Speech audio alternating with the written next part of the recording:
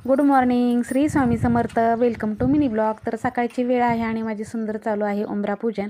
तर छान अशी रांगोळी वगैरे काढून घेतली. तर एका ताईची कमेंट आली होती मला कालच्या व्हिडिओला की ताई देवघरासमोर रांगोळी काढलेली दाखवा.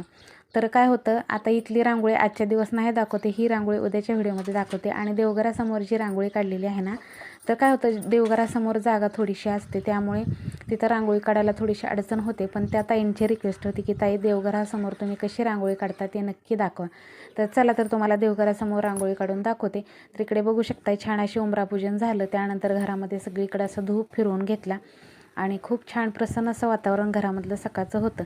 तर बघा, आता चातुर्मासामध्ये सुद्धा आपल्याला हे 33 गोपद्माचं व्रत करतात. तर मी 2 वर्षापूर्वी केलं होतं. त्याचे खूप सारे फायदे आहेत आणि खरंच त्या व्रताचं फळ आहे ना, खरंच मिळतं बरं का ताईंनो. मी केलं होतं. तर ही बघा अशी 33 गोपद्म असतात. तर ती नित्यनेमाने आपल्या देवघरासमोर काढतात. ही चातुर्मासापासून सुरुवात असते. म्हणजे आषाढी एकादशीपासून ते कार्तिकी एकादशीपर्यंत हे व्रत केलं जातं. व्रत म्हणजे वेगळं काही नाही, अगदी साधं सिंपल व्रत आहे. गाईची रोज पूजा करायची आणि आपल्याला जिवंत गाय, म्हणजे आपल्याला प्रॉपर गाय, मूर्तीपेक्षा गाय असली पूजा करायला मिळाली तर खूपच चांगलं. एक सकाळी गाईला चपाती खाऊ घालायची, गाईची पूजा करायची आणि अशी 33 गोपद्म जे आहेत ना, ते हाताने किंवा अशा साच्याने रांगोळीमध्ये काढायचं.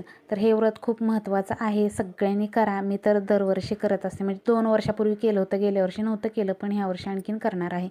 तर बघू शकता, इकडं आमच्या देवघरासमोर रांगोळी काढायला ताईंनो जागा खूपच कमी आहे, त्यामुळे हात फिरवायला जास्त येत नाही, पण तरीसुद्धा प्रयत्न केलेला आहे तुमच्याशी रांगोळी शेअर करायचा. तर खूप छान असं सुंदर असं छोटीशी रांगोळी काढलेली आहे. अगदी छोटीशी रांगोळी आहे, तुम्हाला दिसते ती मोठी, पण खूप छोटीशी, कारण जागा तिथं कमी असते. पावलं वगैरे काढत असते, तर इकडे गोपद्म काढून घेते. तर गोपद्माचं खूप महत्त्व आहे बघा. आता आपल्याला हे चातुर्मासामध्ये व्रत जर केलं ना, तर खूप सारे फायदे, म्हणजे त्या व्रताचं आपल्याला फळ नक्कीच मिळतं. कारण मी केलं होतं आणि मला खूप प्रसन्न वाटत होतं. अख्खे 4 महिने मी हे व्रत केलं होतं. ह्या व्रताचं उपवास वगैरे काहीच करायची गरज नाही, फक्त असे नित्यनेमाने गाईची पूजा करायची आणि अशी गोपद्म जे आहेत ना, आपल्या देवघरासमोर किंवा दारामध्ये रोज नित्यनेमाने काढायची. तर असं आहे हे चातुर्मासाचं गोपद्म व्रत. तर नक्की सगळ्यांनी करा. आणि खूप छान असं सुंदर असं गोपद्माची रांगोळी काढून घेतली आपलं ह्याच्यात देवघरासमोर. आणि आजची सुंदर अशी माझी नित्य देवपूजा.